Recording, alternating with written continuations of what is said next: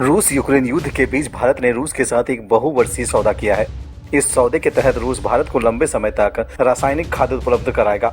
उर्वरकों की बढ़ती कीमतों और आगामी खरीफ सीजन को देखते हुए भारत ने ये कदम उठाया है।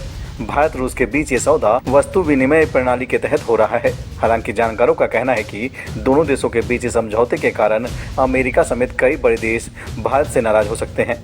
अमेरिका समेत कई देश रूस से यूक्रेन का समर्थन करते हुए रूस से कारोबारी रिश्ते खत्म करने पर जोर दे रहे हैं। साथ ही भारत समेत दुनिया के अन्य देशों को भी रूस का विरोध करने के लिए मनाने में जुटे हैं। हालांकि भारी दबाव के बाद भी भारत अपनी विदेश नीति के साथ कोई समझौता करने को तैयार नहीं है। भारत रूस के साथ अपने पुराने रिश्ते को बरकरार रखना चाहता है। रूस विश्व में उर्वरकों का बड़ा उत्पादक है और प्रतिबंधों के कारण अब वो वैश्विक बाजार में उर्वरक नहीं भेज पा रहा है, जिससे उर्वरक की कीमतों में बढ़ोतरी हुई है। भारत की अधिकांश आबादी कृषि पर निर्भर है। भारत की 2.7 अरब डॉलर की अर्थव्यवस्था में कृषि का हिस्सा 15% है। रूस यूक्रेन युद्ध से उर्वरकों के आयात पर असर पड़ने से भारत सरकार के साथ ही भारतीय किसानों पर काफी बोझ बढ़ गया है।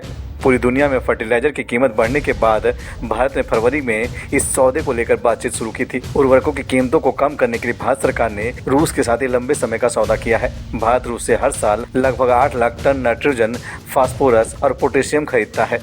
रूस पर लगी पाबंदियों के बावजूद भारत ने तेल खरीद जारी रखा है। अब भारत ने उर्वरक खरीदने का समझौता कर किसी के दबाव में नहीं आने का संकेत दिया है। यूक्रेन पर रूसी हमले के बीच उर्वरक की बढ़ती कीमतों ने भारत जैसे कृषि प्रधान देश की मुश्किलें बढ़ा दी थी।